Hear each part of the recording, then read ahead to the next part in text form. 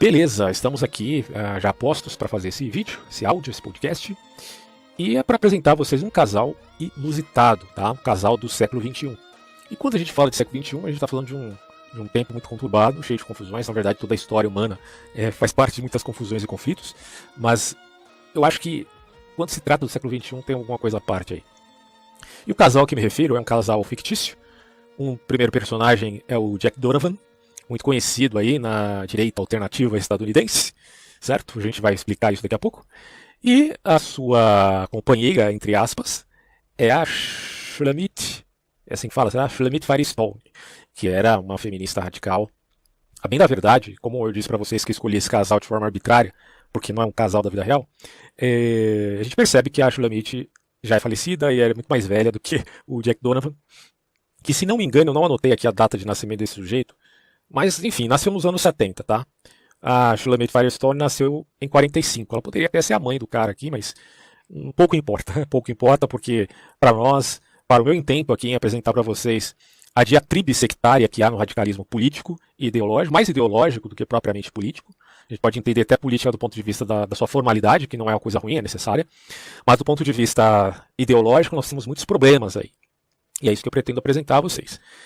E nada mais justo do que repassar as frases de cada um desses autores. Frases assim que a gente possa dizer são bem enfáticas e transparecem efetivamente a ideologia de cada um. Vamos começar com o Jack Donovan. Ele vai dizer o seguinte, olha só. Lembrando que eles não se conheceram, tá? Isso aqui eu só estou fazendo uma brincadeira dizendo que é um casal. Porque do ponto de vista do radicalismo, eles se combinam. Lembram aquela frase famosa do Norbert Bobbio que os extremos se tocam? Pois bem, Jack Donovan dirá o seguinte. A masculinidade paga um preço pela civilização. Porque a civilização ela meio que vai enfraquecer essa masculinidade, segundo ele. E aí ele vai dizer o preço da selvageria, do risco, da rivalidade, o preço da força, mas mais do que tudo, da coragem e da destreza. O preço da honra. Quanto mais avança a civilização, maior o tributo cobrado em virilidade e mais a masculinidade se vê tangida pelos novos redutos modernos. Eu completei com modernos aqui porque está com reticências aqui a frase, mas já deu para entender o ponto de vista do cara, né? Evidentemente eu vou explicar a ideia de cada um dos autores, correspondente aí à tentativa deles se fazerem moderados frente a ideias tão estranhas para a sociedade como um todo. Agora uma frase da Shuli, né, a Shulamit Firestone. Ela vai dizer assim, o tabu do incesto, hoje, é necessário somente para preservar a família. Então, se nós nos desfizermos da família, iremos de fato desfazer-nos das repressões que moldam a sexualidade em formas específicas. Por aí você já vê o quanto esse pessoal é maluco, né? Mas aí quando você vai ler a biografia dessa gente aí na internet, é como se eles fossem ultramoderados, como se fossem pessoas sensatas, né? É impressionante isso, mas enfim, né? Vou expor para vocês aqui a minha crítica à rubris ideológica, partindo do pressuposto de que o sectarismo é algo ruim, o que é diferente completamente do que o Donovan vai dizer, porque ele tem uma mentalidade tribal, ele é um tribalista. Bom, eu sou o exato oposto, porque eu acho que o problema é efetivamente o tribalismo, tá? E aí eu coloco aqui, já de início dessa temática, a seguinte questão. Tirar o pior que há no indivíduo também é tirar o pior que há numa sociedade, certo? Então, assim, algumas ideias, quando elas são propagadas, elas conseguem tirar o pior que há num sujeito, no indivíduo. Por exemplo, um indivíduo que está no seio familiar, e essa família, não querendo idealizar a família, tá? Essa família tem problemas, certo? Então aquele pai ou aquela mãe, eles têm a capacidade, seja por malícia, ignorância ou sabedoria, tirar o melhor ou o pior ou o melhor do seu filho, certo? A mesma coisa o filho, se tiver alguma malícia em relação aos pais, isso pode acontecer com irmãos, com parentes, tios, etc. Bom, quando se refere ao indivíduo, a gente aloca ele na família ou na sociedade civil. Mas quando se refere à sociedade, podemos alocar a ideologia e também ao Estado. Então tirar o pior que há num indivíduo também é tirar o pior que há numa sociedade. E fazer isso de modo sofisticado faz com que se amplie o número de idiotas úteis que existe na sociedade. É uma linguagem aí muito utilizada hoje em dia das pessoas que seguem uma ideologia por estarem encantadas e assim, vislumbradas por aqueles ideais, sem saber as consequências daqueles ideais e o quanto aquilo é pernicioso, é pérfido, é ruim. Bom, e aí as pessoas dizem, são idiotas úteis, aqueles que assim o fazem. Aí eu coloco aqui do ponto de vista do mito cristão, quem é Satanás? senão aquele que joga dos dois lados a fim de trazer discórdia e implementar a rubris. Consideremos aqui que a admissão da existência efetiva do demônio, do diabo, ou como você quiser chamar aí, essas forças malignas, se elas existem de fato na realidade, então a sua visão de mundo deve mudar de uma maneira assim radical. Né? Eu penso assim, né, que se eu admito a existência de uma criatura como essa, então os nossos pressupostos do ponto de vista, por exemplo, geopolítico, vão mudar um pouquinho. Concorda comigo ou não? Bom, mas eu não quero entrar nessa discussão, nesse debate metafísico da existência ou não do diabo enquanto a tentativa dele personificar o mal. Porque a admissão dele não significa a admissão igualmente do maniqueísmo. Uma coisa é o maniqueísmo, outra coisa é a admissão de um diabo que caiu, né, da sua luz, do seu status junto a Deus. Isso não é maniqueísmo, porque maniqueísmo se aloca num grupo praticamente gnóstico, né, que admitia uma certa equipolência entre o poder do bem e o poder do mal. Não é disto que eu estou falando. Mas se você quiser aceitar aqui Satanás do ponto de vista do mito, eu não tenho nenhum problema quanto a isso, tá? Se você quiser aceitar então do ponto de vista que ele de fato existe, aí cabe a gente repensar mais profundamente. E eu coloco dessa seguinte forma: quem é Satanás, senão aquele que joga dos dois lados a fim de trazer discórdia e implementar a rubris, ou seja, a arrogância do herói trágico. Assim sendo, Satã é radicalmente tão feminista quanto machista e misógino. Ele é as duas coisas, porque faz parte da estratégia, se a estratégia é tirar o pior do que há do ser humano. Há necessidade então de aderir, antes de tudo, ao extremismo vicioso. Então, se o foco é o extremismo vicioso, ele poderá ser feminista, ele poderá ser misógino. Tão de direita quanto de esquerda, tão cristão quanto ateu, tanto luz quanto trevas. Aliás, chamam o diabo de Lúcifer, não? Que é até um erro histórico, do ponto de vista de Lúcifer ser colocado, traduzido como um nome, quando na verdade não é um nome, né? A palavra em si significa portador de luz. Mas do ponto de vista daquilo que o apóstolo Paulo se refere na Bíblia, quando diz que o diabo se faz de anjo de luz, aí talvez seja até cabível falar de Lúcifer do ponto de vista da ironia. Né? O nome Lúcifer, no ponto de vista da ironia, faz todo sentido. Porque ele se faz de luz, quando na verdade é trevas. Pois que é pior em ambos os espectros, na direita e na esquerda, espectro político, mas também do ponto de vista cosmológico, a visão de mundo que cada um tenha. O pior que tem na visão de mundo do materialismo, está lá o diabo. O pior que tem na visão de mundo teísta, está lá o diabo. O pior que existe na visão de mundo panteísta, está lá ele presente também. Né? Bom, Deus é o oposto. Não querendo trazer equipolência, repito. Não há equipolência entre Deus e o diabo. Mas também está lá no ponto de vista social, natural. Porque ali, na medida que a intenção é tirar o pior que há do ser humano, o pior que há da sociedade, ele será o guia contumaz. Quem não entendeu isso, eu coloco aqui, não entendeu nada. Porém, a única coisa que Satã admita a você como mito ou como realidade, a única coisa que ele não pode fazer em termos dialéticos é a admissão da relação entre o bem e o mal em termos essenciais ou metafísicos. Claro que o diabo pode fazer o bem em vista de uma conveniência ruim. Isso é possível. Mas não do ponto de vista metafísico, porque ele teria que admitir, seja do ponto de vista do mito da realidade, que Deus é o supremo bem. Então já não poderia fazer dialética com isso. Até porque o bem carrega em si um telos. E a ideia de se fazer o mal é carregar em si também um telos. O que é o mal em essência? O mal em essência não é aquele que é equivalente ao bem em essência.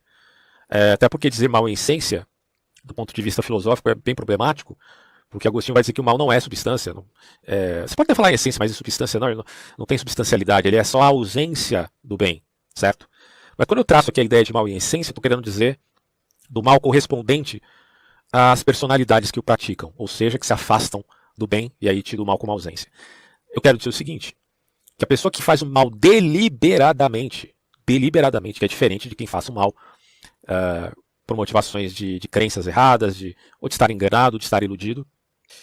E quando se pensa em uma ideia de que o extremo representa o foco daquela entidade que deseja tirar o pior que há de uma criatura, então logo nós podemos dizer que este é um mal radical. Tá? Bom, e aí eu coloco assim. Mas para minimizar o problema da dialética entre bem e mal, o Satã costuma fazer dialética entre um falso bem e uma falsa justiça perante o mal que seja efetivo. Daí, a gente precisa fazer algumas diferenciações aqui. que algumas ideias elas podem ser colocadas em xeque, podem ser repensadas, de acordo com o esforço que há em olhar para a concreção, que todos nós fazemos. Mas o que eu estou a denunciar é o radicalismo dessas mesmas ideias. Certo? Esse que é o ponto que eu quero deflagrar aqui. Porque é claro que o Jack Donovan, ou a Shulamit Firestone, quando era viva, ela já morreu, eles pensam, que são, na verdade, muito coerentes nas suas ideias, que não estão sendo radical, que o erro radical é o da sociedade. Tá? Mas é evidente que eu sou contrário a isso, porque pelos frutos se conhece a árvore, né? E pelo que eu vejo aqui, os frutos de ambos não são muito bons. Bom, e para continuar aqui minha fala, eu digo, falaremos neste áudio sobre Jack Donovan, em comparação a Shulamit Firestone. O primeiro, um radical de extrema-direita, paleo-pagão. A segunda, uma feminista radical, podemos dizer pós-moderna, ou não sei o certo, mas enfim, alguns dizem que sim. Por baixo do legado desses autores extremos, eu digo, percebo que há grupos ainda hoje, inclusive no Brasil, que defendem essas ideias, ou pelo menos parte delas. E aqui podemos citar aí as feministas no Brasil, feministas radicais. A gente já viu cenas grotescas de feministas, inclusive colocando imagens sacras nas partes íntimas, no meio da rua, no público. Você tem grupos aqui no Brasil também que são revoltados com esse radicalismo feminista, e eu digo até com certa razão, como os Big Talls e os Red Pills. Só que esse pessoal tem o seu próprio radicalismo, e eles, não sei se eles estão na sombra do Jack Donovan. Eu arriscaria dizer que sim. Tá? Bom, aí eu coloco aqui, ó, não que todos sejam tão radicais como Donovan ou Firestone, sejam os feministas, sejam os Big Talls, mas que às vezes, até inadvertidamente, quando se valem de uma ideologia sectária, se colocam no tacão dessas visões de mundo perversas, pautadas em puro ressentimento. Tá? E aí quem fala isso, inclusive, é o próprio Roger Scruton, não sou nem eu. Eu já tinha tido essa ideia sobre o problema do ressentimento no meio de algumas inferências ideológicas, mas lendo algumas obras eu percebi que não é uma ideia inovadora, já está presente ali desses autores como Roger Scruton. O próprio Nietzsche falava de ressentimento, sendo um ressentido. Aliás, Nietzsche é muito importante para Jack Donovan. Aí eu enfatizo ainda dizendo, repito aqui, não estou condenando todos os indivíduos que se alocam a grupo A, B ou C. O próprio Jack Donovan pode caminhar por uma moderação, né, no seu posicionamento, eu acho meio difícil, mas quem sabe, né, ele já é um crítico atualmente da alt-right, antes ele não era. Então a gente já viu que o cara pode ir mudando, mas eu acho bem complicado isso.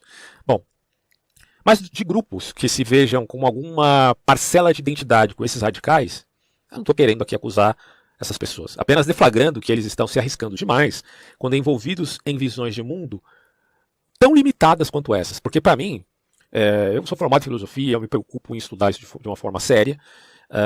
Claro que eu não sou perfeito, posso cometer erros do ponto de vista de análises filosóficas, apesar que tem N escola de pensamento e formas de ver o mundo, né? Mas eu acredito que você se prender a essas visões muito até de modismos é bem complicado. Só que tanto o Jack Donovan quanto a Shulamit Firestone, eles têm heranças de intelectuais de ponta. Concordemos com esses intelectuais ou não. Donovan apela, por exemplo, a autores como Junger, como Alain Benoit, e Shulamit Firestone apela para autores como Karl Marx e Engels. Então eles estão partindo de um fundamento específico, de uma certa visão de mundo já também bem específica, né? O Jack Donovan mais vinculado ao neopaganismo, não ao neopaganismo propriamente, mas a tentativa de resgatar o paganismo germânico, e a Shulamit Firestone no materialismo, no próprio materialismo em si, mas do ponto de vista ideológico político, certo? Que são antagônicos, a gente viu isso na Segunda Guerra Mundial. De um lado você tinha Stalin, do outro lado você tinha Hitler. E se a gente for ver, o Donovan e a Firestone são como que reflexos dessa Segunda Guerra Mundial, né? E é uma coisa bem curiosa isso. São reflexos distantes de um radicalismo muito maior que se viu no militarismo de Hitler e de Stalin. Bom, e aí eu coloco aqui dizendo o seguinte: meu intento, portanto, é comparar as visões radicais de ambos os autores e ver o quanto a dialética pode ser perversa em termos manipulatórios, já que o radicalismo de um alimenta e justifica, entre aspas, o radicalismo do outro. Porque quando você vê um cara como o Jack Donovan, a sua tentação, em vista de repudiar as ideias dele, é se tornar um cara de esquerda. Inevitavelmente. Só que o oposto também acontece. Quando você vê uma Shulamit Firestone da vida e as ideias dela, a sua tendência de cara é olhar para aquilo e falar: eu sou de direita, se precisar ser extrema-direita, eu serei extrema-direita, porque as ideias dela, pelo amor de Deus, olha que absurdo. Bom, então, na medida que eu exponho os dois lados da moeda, e não só um, como a maioria faz, né, porque eu poucas vezes vejo aí na internet as pessoas expondo os dois lados da questão. né? Ou expõe só o machismo do Donovan, né? Você pega lá sei lá, um jornal Folha da Vida, G1, né? Falando do Jack Donovan, mas nunca citando juntamente o radicalismo do outro lado, né? Que é o radicalismo, por exemplo, do feminismo radical. Ou se você pega também um site aí, Mídia Sem Máscara da Vida, falando do feminismo radical, sem expor necessariamente o lado radical também da alt-right. Aí fica ruim, né? Como é que as pessoas vão conseguir compreender se você não desmantelar a dialética que existe nesses dois grupos radicais que, repito aqui, sequestram o debate público? Então é obrigação do comunicador expor o discurso dialético e não o discurso só de um lado da moeda, que fará com que se radicalize, se fomente um grupo, ao invés de esclarecer o problema em si. Tá? Esse é o meu intento aqui, e me falei inclusive do livro do Mark Sedgwick. Só para vocês terem uma ideia aqui, ó, no artigo sobre Jack Donovan do livro, no capítulo, né, sobre esse autor, que vai falar do tribalismo masculino, quem escreve é o Matthew N. Lyons. Tá? E eu percebi que ele é um cara assim, que enfatiza demais a coisa da direita, da defensora do patriarcalismo contra, né, o levante das mulheres e tal. E ele chega até a comparar o Donovan com a direita cristã, fazendo a ressalva, claro, das diferenças que existem aí. Mas me preocupa, porque quem lê isso aqui não vai ter, assim, a imagética do radicalismo também do outro lado, que é fundamental para a gente desmantelar o grande problema do debate público, que é o sequestro dele mesmo. Repito, que é você vislumbrar o radicalismo desses dois e, a partir daí, criar uma visão mais saudável, não só da vida, mas como da sociedade em geral, e da resolução para os problemas. Porque se você quiser resolver um problema tendo uma vista sempre radical, lembrando que um radicalismo fomenta o outro, é muito problemático. Aí eu acho que essa é uma falha do livro. Para mim é uma evidente falha do livro aqui do Mark Sedgwick, é uma falha assim bem clara. Mas é uma falha que também aparece no discurso da direita, enquanto esta direita, em via de ser moderada, expõe o radicalismo da esquerda, mas não da própria direita. A gente não pode ser assim, né? Se é para esclarecer a realidade de como ela é na concreção, há necessidade da gente reconhecer os excessos. Porque, repito, o problema é você tirar o pior do que há naqueles grupos, naqueles indivíduos, naquelas ideologias. Mas vamos lá, vamos ler aqui e você vai poder avaliar por si mesmo. Então é um texto de Matthew Lyons, no livro de Mark Sedgwick, que é Os Pensadores da Nova Direita. Aliás, Pensadores da Extrema Direita, né? Estou confundindo com o nome aqui do livro do Roger Scruton, que fala da Nova Esquerda. Beleza, ó. Em 31 de outubro de 2015, um homem discursou na conferência anual da Organização Nacionalista Branca. Deixa eu só diminuir aqui o brilho da tela, porque eu estou com meu tablet aqui e ele está acabando a bateria. Diminuir um pouquinho. Então tá, em 31 de outubro de 2015, um homem discursou na conferência anual de uma organização nacionalista branca, pouco conhecida, o Instituto de Política Nacional, do Richard B. Spencer. Tem um vídeo aí sobre o Spencer, que é o cara, né, da alt-right. E esse que foi discursar lá vestia uma camisa justa, ao invés de paletó e gravata, usado pela maioria dos participantes. E ali, falando no discurso, Jack Donovan exortou o seu público a rejeitar a moralidade universal que ele alegava torna os homens fracos. Os deixa, segundo ele, perdidos, confusos, dependentes, desamparados. Homens brancos europeus, dizia, tinham seu próprio povo, e quando conquistavam, matavam, escravizavam todas as pessoas ao redor do mundo, eles prevaleciam. Ele ainda diz, eles basicamente fizeram a mesma coisa que outras pessoas fizeram em todas as outras sociedades humanas ao longo da história. Eles eram bons pra caralho, né? Diz ele, tem até a parte do palavrão é autêntica. E Donovan gritava, recebendo aplausos da plateia.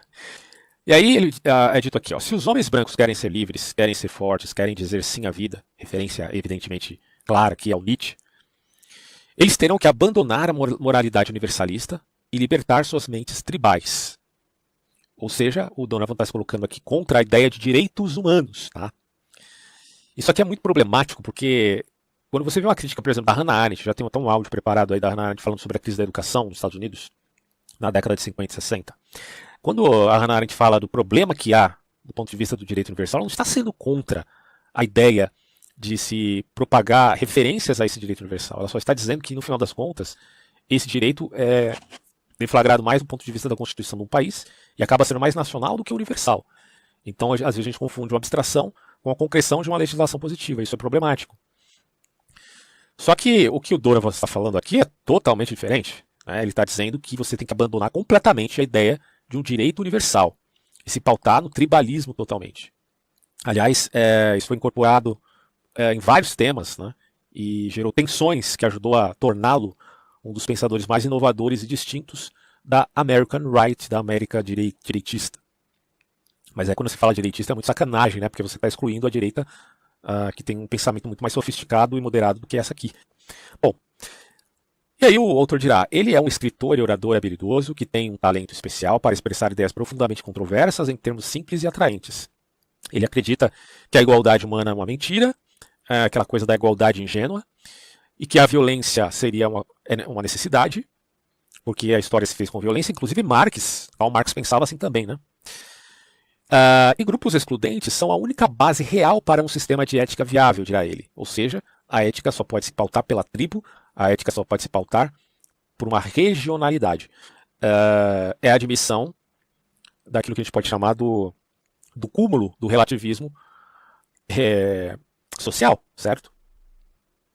Se há um relativismo social, então você pode, do ponto de vista de levar o argumento até as últimas consequências, você vai acabar pensando aqui como Donovan. E não tem jeito. Pelo menos no que se refere à admissão, né, de um aspecto lógico de alguma argumentação que você quer utilizar. Bom, mas eu não aceito isso porque eu não sou um relativista social nesse nível. O chamado relativismo cultural, inclusive tem um podcast aqui fazendo críticas a isso. Bom, ele tem uma história de buscar um terreno comum com nacionalistas brancos, mas na verdade ele não é um deles. Tá? O Donovan ele meio que rompeu com a alt-right, a gente vai ver isso ao final mais aqui. Mas o fato é que na ideologia de Donovan, a raça é em última análise, é secundária ao gênero. O gênero, para ele, é mais importante do que a raça. Tá? E ele está preocupado em como não apenas os homens brancos, mas qualquer homem, negro, branco, qualquer um, podem ser livres e fortes. O discurso Troubled Mind também destacou o uso político de Donovan quanto ao seu próprio corpo. E aqui, como em muitas fotos online, o físico do Donovan anunciava a força masculina, né, porque é aqueles caras que se acham por ser bombadão, né, e o poder que ele idealiza, de uma forma que carregava tensões de classe e também tensões de sua própria sexualidade. Em uma reunião que procurou apresentar os nacionalistas brancos como profissionais elegantes, não skinheads com botas e suspensórios ou usando camuflagens de sobrevivência, aquelas roupas militares. Não. O Donovan parecia mais ao estilo estivador. E embora seja um intelectual, ele é um cara que, apesar das ideias histriônicas, a meu ver, ele está trabalhando ali com certa literatura, né? Ele tem bibliografia para poder, pelo menos, tentar expor as ideias dele. Fato é que a exibição de seu corpo também era um lembrete implícito de que Donovan era abertamente um homem homossexual, porque ele de fato é, né, por incrível que pareça, falando em um movimento que tradicionalmente insultou a homossexualidade, no caso a alt-right americana, que de início é contra isso. E que sua visão de masculinidade abrange as relações sexuais entre... Isso aqui é incrível, né, pensar um negócio desse, mas o que ele admite, a homossexualidade, é em relação a essa relação de homens iguais, né, paralelo à difamação e rejeição à cultura gay que ele tem osgeriza. Né, ele é contra a cultura gay por causa da afeminização do homem. Ele admite a relação entre homens viris. Basicamente, é essa a ideia do cara. Implicitamente, o discurso de Donovan, o Troubled Mind, ofereceu muitos elementos de sua principal contribuição para o pensamento de direita, ou seja, a doutrina do tribalismo masculino. Que aparece, a sombra disso aparece nesses grupos aí que estão rejeitando mulheres porque são ressentidos. Né? Tudo bem, você pode reclamar de uma lei ou outra que favoreça mais uma pessoa do que a outra, mais um gênero do que outra, isso é uma coisa. Outra coisa é você se ressentir das mulheres ao ponto de se identificar com um grupo que é contra se relacionar com mulheres. Né? Tem até quem diga, não, eu me relaciono com mulheres, mas nunca de forma séria. Então você é um ideólogo, você está pautado numa visão de mundo engessada. E aí ele coloca aqui, né, o autor, uma forma de ideologia, que é o tribalismo masculino, de supremacia masculina que se centra na camaradagem dos lutadores e camaradagem, né, sei, tá? E parte das doutrinas patriarcais estabelecidas. Aí entra esse problema do patriarcalismo, cara, que muito confuso, o debate sobre isso é muito confuso, aqui no Brasil principalmente. Notadamente, de direita cristã, aí já vê às vezes do autor aqui de dizer que o patriarcado é uma questão muito vinculada à direita cristã. E aí eu faço uma diferença aqui, meu amigo, entre cristianismo como fé religiosa e cristianismo como política. Porque tem, por exemplo, a bancada evangélica representa o que de fato é o cristianismo em termos espirituais, e religiosos? Não necessariamente. Tá? Então façamos a diferença aqui entre o cristianismo enquanto uma visão de mundo que abate o amor ao próximo, que é a coisa mais louvável que existe no mundo, e inclusive a admissão da alteridade, para um cristianismo do ponto de vista meramente político, né, que luta por hegemonia. São coisas completamente diferentes. E aí ele coloca, né, nessa perspectiva, e a coisa fica muito enviesada para o radicalismo só de um lado, sem reconhecer que é um radicalismo também do outro lado. E eu também admito, é um radicalismo cristão no ponto de vista político também, tanto no Brasil quanto nos Estados Unidos. Mas enfim, né, o tema aqui é o tribalismo masculino. Então esse tribalismo é distinto, mas complementar ao nacionalismo branco. E os anos de colaboração de Donovan com os nacionalistas brancos o ajudaram, né, a forjar uma ideologia de supremacia multifacetada. Não tem como discordar disso, porque o Donovan se envolveu publicamente com a alt-right. Bom, o Jack Donovan nasceu em 1974. Tem a data aqui, ó. Nasceu em 1974 e cresceu na zona rural da Pensilvânia. Ele também morou em Nova York e Califórnia, e nos últimos anos morou perto de Portland, no Oregon. Ele já trabalhou em uma variedade de empregos. Aqui diz que ele foi dançarino, motorista de caminhão e tatuador. Seu primeiro livro se chama Androfilia, ou Manifesto. Foi publicado em 2006, com o pseudônimo de Jack Malebranche. 3 anos depois, ele foi coautor da Irmandade de Sangue e outros ritos da Aliança Masculina, com um autor aqui chamado Nathan Miller. Desde então, ele autopublicou 3 livros, em 2012, 2014 e 2016. Tem aqui o The Way of Man, o Sky Without Eagles e Becoming a Barbarian. O Donovan também publicou vários artigos sobre masculinidade e tópicos relacionados, ou em seu próprio ou em outros sites de direita. Né? Uma obra chamada O Caminho dos Homens, indiscutivelmente, essa de 2012, indiscutivelmente seu trabalho mais importante e sistemático, foi traduzido para o francês, português e alemão. Então tem no Brasil também essa desgraça. Desde 2006, Donovan esteve envolvido em várias organizações e movimentos. Em 2007, ele era um sacerdote da Igreja de Satanás. É exatamente o que você ouviu. Donovan, se você está lendo aí, ó, você, eu sou diferentão, né? Eu vou ler aqui o livro O Caminho do Homem. Gostei do livro, você gostou, tá? Então saiba, meu amigo, que esse sujeito aqui, ele foi sacerdote. Ele não foi só da Igreja de Satanás, acho que foi, deve ser aquela igreja do Antônio Lavey. Não sei ao certo, mas deve ser. Ele não só fez parte da igreja, ele foi sacerdote da Igreja do Capiroto, tá? Por isso que eu usei a figura aqui de Satanás no início desse áudio, porque não é à toa, né, cara, que tem essas ligações aí. Mas é isso, né? Aí depois ele vai falar aqui, que ele descreveu como uma religião do self, né, do seu próprio self, quando se trata de ética pessoal. Só que aí ele renunciou a essa igreja em 2009. Então ele pode ter renunciado o grupo enquanto uma figura, né, mítica que já não o apetece. Só que eu não sei se ele tirou a ética pessoal satanista do coração dele, né, do ponto de vista ali daquela visão de mundo nietzschiano, porque o que o Antônio Lavey, não sei se é exatamente o Antônio Lavey, que é o representante máximo dessa igreja aqui, mas se for, o Antônio Lavey foi profundamente influenciado pelo Nietzsche. Na verdade, o satanismo de Lavey é uma cópia barata, né, um plágio barato da visão de mundo do Nietzsche. Mas enfim, e aí vai dizer aqui, ó, ele teve uma conexão limitada com a manosfera. A manosfera, para quem não sabe, é uma cultura antifeminista online que fomentou ideias sobre masculinidade que estão relacionadas com a ideia do Donovan. Tá? Então essa manosfera é muito forte ali nos Estados Unidos. De 2010 até 2017, o Donovan foi um participante ativo da alt-right. Só que até 2017, hein? Tome nota. Desde 2015, ele tem sido um membro de um grupo chamado aqui de Lobo de Violent. Né? O Lobo de Violent é colocado aqui como um grupo neopagão, localizado na Virgínia, que incorpora muitos dos princípios do tribalismo masculino. E fundou um ramo, e o próprio Donovan fundou um ramo nesse grupo, que é a Organização do Noroeste do Pacífico. Bom, daqui a pouco a gente vai falar melhor sobre esse grupo Lobo de Violent, mas vamos ver algumas ideias centrais do tribalismo masculino aqui. Ó. O Donovan começou a desenvolver uma filosofia de vínculo masculino em seu primeiro livro, Androfilia. Ali ele define e celebra até uma forma específica de homossexualidade masculina. Se não me engano, os samurais também tinham essa visão esquisita, né? Porque ele vai dizer que admira o formato do corpo masculino em detrimento do corpo feminismo. Logo, por quê? Né? Que ele admite a homossexualidade em via da reflexão. Em Androfilia, Donovan rejeita o lobby gay e critica a cultura gay por promover a efeminização entre homens homossexuais e por se aliarem ao feminismo também. E argumenta que homens como ele né, que são homossexuais, deveriam manter as mesmas expectativas de gênero que os homens heterossexuais. O Donovan rejeitou a ideia de que pessoas do mesmo sexo deveriam se casar, apesar dele mesmo ser homossexual. Ele não acredita no casamento para essas pessoas, porque para ele o fundamento da sociedade se baseia na família tradicional, enquanto se pese o aspecto da biologia, da necessidade do acolhimento familiar como núcleo da sociedade. Então tem um peso biológico aí que não pode ser substituído, diria ele, até com certa razão. Ele considera a união entre dois homens como algo fundamentalmente diferente de ser casado, mas é admissível aqui a união enquanto até mesmo uma certa sociedade. Tá? Evidentemente que, do ponto de vista jurídico, do ponto de vista do direito civil, a união entre homossexuais pode ser efetiva como é o casamento normal. Né?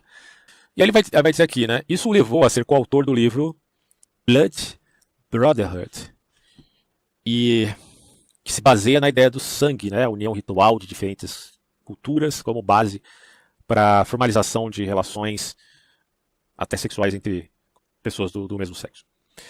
Bom, desde o início, Donovan expandiu seu escopo para abordar o vínculo masculino como base fundamental para a identidade masculina e a sociedade como um todo. A sua obra, O Caminho dos Homens, Donovan argumenta que a ideia máxima é a admissão da concepção de gangue. É isso mesmo que você ouviu, né? O cara é sectário e acha que isso é uma ideia filosófica. Na maior parte do tempo neste planeta, os homens se organizaram em pequenos grupos de sobrevivência colocados contra um ambiente hostil, competitivo. E nessa competição eles competiam por mulheres e recursos com outros grupos de homens. Essas, entre aspas, gangues, ele afirma, forneceram a segurança que torna possível toda a cultura e civilização humana. Aí foi uma ideia meio gratuita, né? Que era achar que o sectarismo é que tornou possível a preservação da cultura humana. Bom, ele também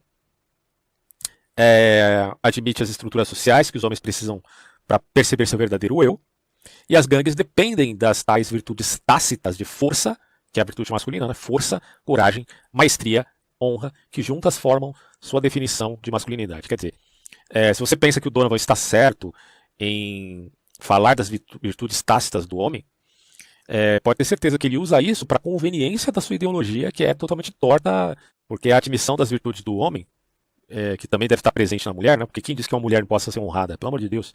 Essas virtudes estão presentes no ser humano como tal, certo? E são muito celebradas, inclusive, na fé cristã. Então ele está simplesmente alocando essas ideias que têm o rastro da verdade para misturar isso com uma ideologia toda sectária. Aí ele vai dizer aqui mais o seguinte: a vida da gangue centra-se na luta, na hierarquia e no território.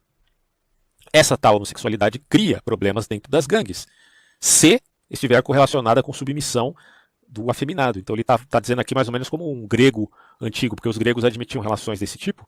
Por isso que ele é neopagão, né? Os gregos na antiguidade admitiam essas relações entre homens. Geralmente era aquela coisa da pederastia, né? Na antiga Grécia, mas não admitia um homem afeminado. Para eles era uma coisa muito ruim. Até ser afeminado na antiga Grécia e Roma era aquele cara que também estava mais preocupado em paquerar muitas mulheres. Para essa visão, né, da antiguidade, esse homem era um tanto afeminado. Você vê que a coisa mudou de figura aqui no século XX. Mas enfim, aí vai dizer aqui, o que enfraquece o coletivo da gangue, né, e a capacidade de sobrevivência, porque para ele o homem tem que ser viril para promover a sobrevivência da sua gangue, digamos assim.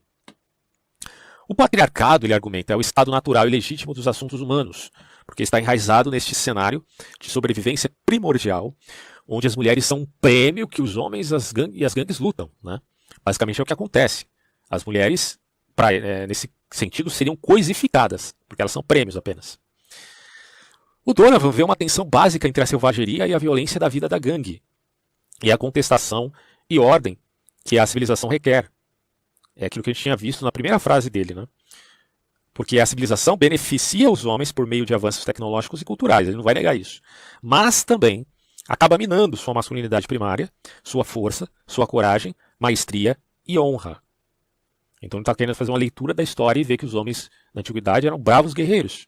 E os de hoje são almofadinhas engravatados, muitas vezes afeminados. É o que ele alega. É claro que isso aqui está, de novo, eu repito aqui, está contaminado com uma prescrição totalmente partidária, né, e sectária. Durante a maior parte da história da humanidade, diz ele, os homens moldaram o trabalho e os compromissos, mas hoje a civilização globalista requer o abandono da narrativa de gangue do nós contra eles.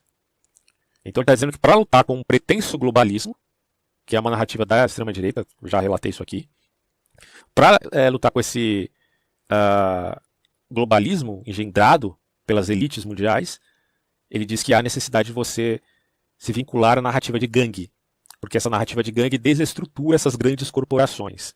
Então o método dele para lutar contra essa elite mundial é essa. Né? Eu discordo completamente desse método. Bom, e aí vai dizer aqui, ó, requer o abandono da identidade da escala de grupos humanos para uma tribo mundial. Então o Donovan é contra você pensar em termos de amor à alteridade, que é uma coisa mais vinculada ao cosmopolitismo. Porque, veja bem, o cristianismo ele carrega em si um elemento cosmopolita enquanto se privilegia o amor pelo próximo. Tá? Ele é muito mais cosmopolita do que nacionalista. Só que o cristianismo ele não é cosmopolita no sentido de que faça um mundo seu lar, tá? Se dizendo a minha nação é o mundo. Não, o cristianismo é muito mais vinculado àquela ideia de peregrino na terra, que você está aqui na terra de passagem apenas. Essa é a diferença, por exemplo, do cosmopolitismo enquanto política ferrenha e ideológica, e o cosmopolitismo enquanto admissão e amor ao seu próximo em todas as suas diferenças, ideológicas, religiosas e até mesmo na etnia, etc. Bom, mas para o Donovan, isso é ruim em todas as instâncias. Daí ele admite o sectarismo. Por isso que eu acho que isso é um problema, porque vai contra completamente o pressuposto aqui de autoridade, que eu tanto defendo aqui no meu espaço.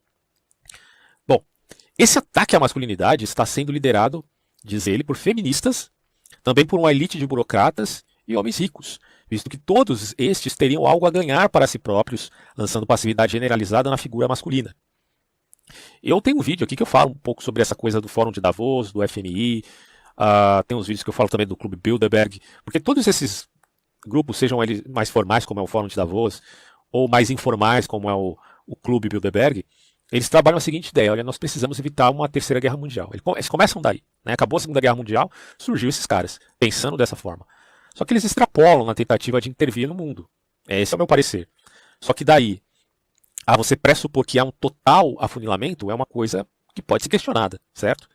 Mas o Donovan já está partindo do pressuposto que há este afunilamento total e que para lutar contra isso você precisa se juntar em grupos sectários, gangues. Só que ele está fazendo o jogo desses caras, porque esses caras é que estão promulgando nas sociedades em geral os escombros em via de polarizar um cidadão para com o próximo, né, em suas diferenças. O Donovan está fazendo exatamente o jogo deles. Se a ideia aqui é ir contra o globalismo, você está no caminho errado, meu amigo.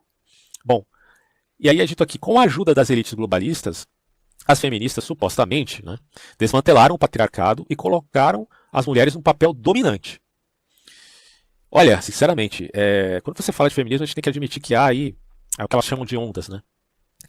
A luta do feminismo em via do sufrágio universal, eu sou totalmente a favor. É claro que a mulher tem direito a votar também, pelo amor de Deus, bicho. Então olha o radicalismo aqui introjetado. Você pode ter um radicalismo feminista, como a gente vai ver em Shulamit Firestone, mas aqui do outro lado o cara está colocando as mulheres como se fosse uma coisa, como se não tivesse valor nenhum. E é óbvio que isso está errado, completamente descabido. Ele até vai dizer, ó, as mulheres têm controle sobre praticamente todos os aspectos de reprodução. E o mero sussurro de uma mulher pode colocar um homem em algemas e forçá-lo a confessar ou provar que é inocente até mesmo das acusações mais insignificantes. Ele está falando de um homem ser acusado de ter estuprado uma mulher e tal. Esse problema de fato existe, cara, mas eu não sei, eu acho que o ressentimento só atrapalha, tá? É claro que um homem que foi vítima disso vai tender a um discurso como esse aqui. É muito mais fácil ele aceitar esse discurso do que um outro cara que nunca foi acusado de estuprar alguém, né, por exemplo, e de uma forma injusta. E é evidente, repito aqui, um radicalismo alimenta o outro. E é evidente que há feministas radicais que promulgam essa ideia de que o homem é um estuprador de maneira assim inata, que é outro absurdo. Essa polaridade entre homem e mulher eu acho uma coisa tão patética, mas tão patética que assim, é difícil até de conceber. Mas a gente chegou a esse nível, então eu acho que é um nível já de decadência. Né? Toda essa pregoação do Donovan de resgatar algo que está lá atrás, ele para mim é um sintoma de decadência tão grave quanto o radicalismo feminista, sinceramente. Mas aqui o autor continua dizendo: para neutralizar o declínio da masculinidade, Donovan defende uma ordem tribal moderna que ele chama de a Irmandade, como sua experiência de gangue primitiva imaginada. E ela consiste em pequenos grupos de homens muito unidos, todos os quais afirmam um juramento sagrado de lealdade uns aos outros contra o mundo exterior. a posição de um homem é baseada na hierarquia por meio da meritocracia. Não riqueza ou status herdados, mas uma liderança espontânea, digamos assim, dentro daquela facção. A Irmandade não se limitaria a qualquer economia ou modelo político. Pode ser administrado como uma democracia ou pode ter um laço, contanto que ele comece na parte inferior e demonstre seu valor. Todos os homens deveriam treinar e servir como guerreiros. A ideia dele é essa. E apenas os guerreiros teriam uma voz política. É uma coisa muito parecida com o que você vê lá nos Vikings, daquela série.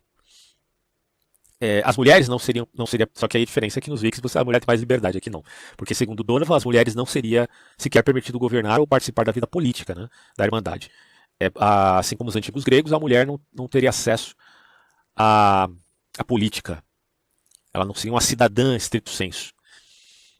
Só que aí ele diz, mas as mulheres, elas podem influenciar os maridos. A mulherada fica louca ouvindo isso. De acordo com sua rejeição da moralidade universalista, ou dos direitos humanos, Donovan não defende a fraternidade como um sonho para todos. Ele até diz, eu não acredito que pessoas com interesses diferentes, que moram longe umas das outras, deveriam ter que concordar sobre a forma de vida que eu estou alegando aqui. E aí ele diz, eu acredito que forçá-los a aceitar um modo de vida estranho é uma tirania, e eu não quero ser tirano, porque o que ele está defendendo é a sua tribo dá conta de si mesmo, a tribo do outro tem as suas próprias regras. E aí ele termina dizendo o seguinte, o mundo é melhor e muito mais interessante se houver muitas culturas com valores ideais diferentes. Aquela coisa do pleno relativismo cultural. Só que ao mesmo tempo, né, isso aqui pode até parecer ter áreas de sensatez, só que ao mesmo tempo ele considera a reafirmação da masculinidade tradicional e do poder masculino como um ideal que atravessa etnias e culturas. Bom, enfim, né, o tribalismo masculino de Donovan, portanto, baseia-se em várias premissas básicas que são padrão na maioria dos movimentos de direita. Por exemplo, que os papéis de gênero são naturais e imutáveis. Tá? Eu sou da seguinte pensamento, eu particularmente aqui digo por mim. Tá? Há diferenças efetivas do ponto de vista biológico entre homens e mulheres. Isso é uma coisa óbvia, né? Até pela formação do corpo humano. Né? Isso aí não é novidade para ninguém. Mas há uma diferença também em estruturas mais definidoras, como os cromossomos. E, portanto, isso aparece também em algumas distinções de tendências do gênero masculino e tendências do gênero feminino. Então eu não posso dizer que tudo é cultural, como faz a ideologia de gênero. Isso é um erro. Só que ao mesmo tempo eu não posso dizer que tudo é biológico também. Eu acho que esse é o problema dessa gente maluca aqui da cabeça. Porque eles estão achando que ou tudo é natural, biológico, e portanto imutável e determinista, ou tudo é pautado só na cultura e portanto a coisa é fluida completamente ao ponto de se chamar o órgão masculino de feminino. É uma coisa sem sentido, sem nexo nenhum. Né? É a perda completa da sensatez do debate público, ao meu ver. Mas enfim, a alegação é essa. O Donovan admite isso, e aí ela coloca direita como se toda a direita pensasse assim, e não houvesse reflexão na direita, eu acho um absurdo. Mas aí ele diz, né, que os homens como um grupo devem ter poder sobre as mulheres e que os papéis principais das mulheres devem ser suportar e levar filhos e para fornecer aos homens apoio, cuidado e satisfação sexual. Bem problemático, né? Bom, no entanto, o gênero de Donovan, a política difere agudamente daquela da direita cristã, que tem estado na vanguarda das iniciativas patriarcais nos Estados Unidos enquanto política, tá? Por várias décadas. Até porque os Estados Unidos ele foi culturalmente colonizado por um grupo de cristãos calvinistas, né? A confiança de Donovan na evolução da psicologia contrasta com a direita cristã, que justifica a dominação masculina como obediência à lei de Deus e à androfilia, que ele celebra, né? E seria uma anátema para os cristãos direitistas que fizeram da homossexualidade aberta um grande alvo político, principalmente do ponto de vista puritano, né? O cristianismo puritano tem muito essa ênfase. No Brasil isso aparece também. A ideologia da direita cristã enfatiza um modelo idealizado de família tradicional, onde as mulheres obedecem aos pais e maridos, que por sua vez fornecem segurança, apoio econômico e amor. Eu sinceramente acho que o problema aqui é você sempre querer formatar, né? Dizendo tem que ser assim, tem que ser dentro desse modelo, não pode ser diferente. Eu vejo problemas com isso, porque já é diferente por natureza, né? Tem muita família que é de mãe solteira, tem família onde o marido é viúvo, então não dá pra você formatar a coisa e dizer é assim e pronto, né? Eu acho que o modelo é plausível dentro do pressuposto da relação heterossexual do homem e da mulher, que traz seus filhos naturalmente. Só que na realidade nem sempre é assim, a gente tem que admitir que independente da forma como a família seja constituída, desde que ela seja o núcleo, a célula máter da sociedade. Agora, se a gente parte do pressuposto da Shulamit Firestone, o que você tem ali é a destruição da família, não a admissão de que a família pode ser algo diferente daquele modelo padrão, que, a meu ver, é bem quisto, mas que nem sempre é a representação da realidade. Simples assim. E aí o autor diz, em contraste à visão de Donovan, torna a família periférica, desvalorizando ainda mais os papéis femininos. Muito mais do que na cristandade de direita, né, que torna o papel feminino ainda importante. Como o nacionalista branco Jeff Costello observou, Donovan inverte a ideia convencional de que os homens caçam e lutam para proteger e sustentar sua família, argumentando em vez disso que as mulheres existem para trazer os homens ao mundo. Ainda bem, né? E a família existe porque torna possível a vida idealizada de gangues masculinas. Então olha a cabeça desse sujeito, velho. Ele diz que a mulher só existe porque o homem vai nascer dela. E que a família só existe porque ela representa uma figura do modelo mais importante, que é a de gangues masculinas. Puta merda, velho. Não dá, bicho. Além disso, parte da direita... O cara não tirou o satanismo do coração. Não é possível, cara. Além disso, parte da direita cristã se apropriou de elementos da política feminista a serviço de certa agenda patriarcal, dirá que o autor, né? Ele tá com essa conversa aqui porque essa coisa da terminologia patriarcal é uma coisa que é vendida como se fosse uma realidade concreta, mas você está usando um conceito que serve para um certo fetiche ideológico aí, né? O patriarcado. Eu acho que isso mesmo já é um problema. Não estou dizendo que não teve abusos por conta de uma visão de mundo que se paute naquilo que você chama de patriarcado. Há abusos e eles devem ser, sim, reavaliados, evidentemente. Mas ficar sempre na esfera da dinâmica dualista entre o feminismo e a misoginia, me parece que você sempre vai cair no extremo. E o problema é esse. Por isso que eu estou querendo expor aqui a dialética e não um lado e outro. Bom, mas enfim, o autor que está dizendo isso, né? A agenda patriarcal alegando, por exemplo, que o aborto explora as mulheres. Né? Isso é a agenda cristã que diz. Porque a mulher não precisa fazer aborto para ter a sua feminilidade respeitada, segundo eles. E também a questão do apoio às creches. Enfim, né, ele vai colocando aqui alguns termos que os cristãos podem admitir ou criticar em vista de tentar assimilar, né, essa nova crítica feminista que é tão atual, que vem do século XX e aparece agora com força no século XXI também. O Donovan, por outro lado, está completamente desinteressado em falar com as mulheres, de falar das preocupações das mulheres e muito menos em recrutar as mulheres para serem politicamente ativas. Ele literalmente ignora as mulheres. Esse é o ponto. A prerrogativa ideológica do Donovan é ignorar, por indiferença, as mulheres. Ele deve ter ignorado até a mãe dele, né? O cara é bizarro isso. E aí é dito aqui que para rastrear as influências intelectuais do Donovan é bem difícil, porque ele tem poucas notas de rodapé nos livros dele, porém ele se refere a uma ampla gama de autores, desde clássicos como Aristóteles e Tito Livio, até a esquerdistas modernos como Noam Chomsky e Gloria Watkins, que era inclusive feminista, né? O cara citando uma feminista. Bom, em Androfilia ele cita alguns outros escritores homossexuais de direita, como Adrian Sullivan, por exemplo, e outros. Na obra O Caminho do Homem, ele baseia-se no trabalho de vários autores que pediram a reafirmação da masculinidade tradicional e que não necessariamente eram homossexuais, alguns sim, outros não. Em um ensaio Terra de Ninguém, Donovan também se baseia em defensores da psicologia evolutiva, como o Lionel Tiger e Derek Freeman. Aliás, a psicologia evolutiva é bem controverso mesmo esse tema, porque se você parte do pressuposto da psicologia evolutiva, o feminismo se enfraquece no ponto de vista de que na época de caçadores-coletores, os homens iam caçar e as mulheres ficavam em casa para cuidar dos filhos e tal.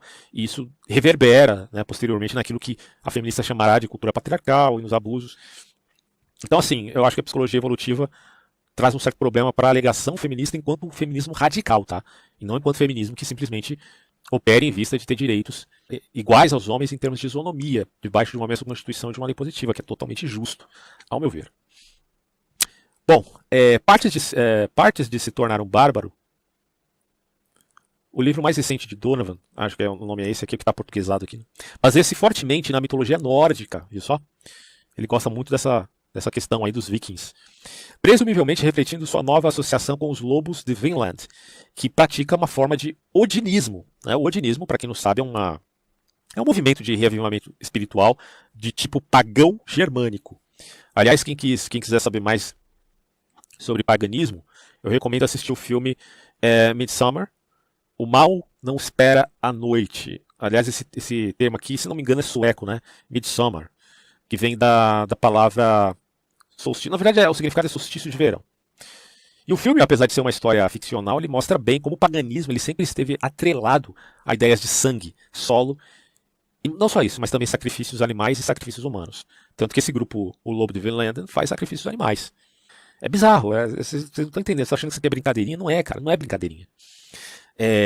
Eles têm um vínculo profundo com o paganismo, e o paganismo implica derramamento de sangue.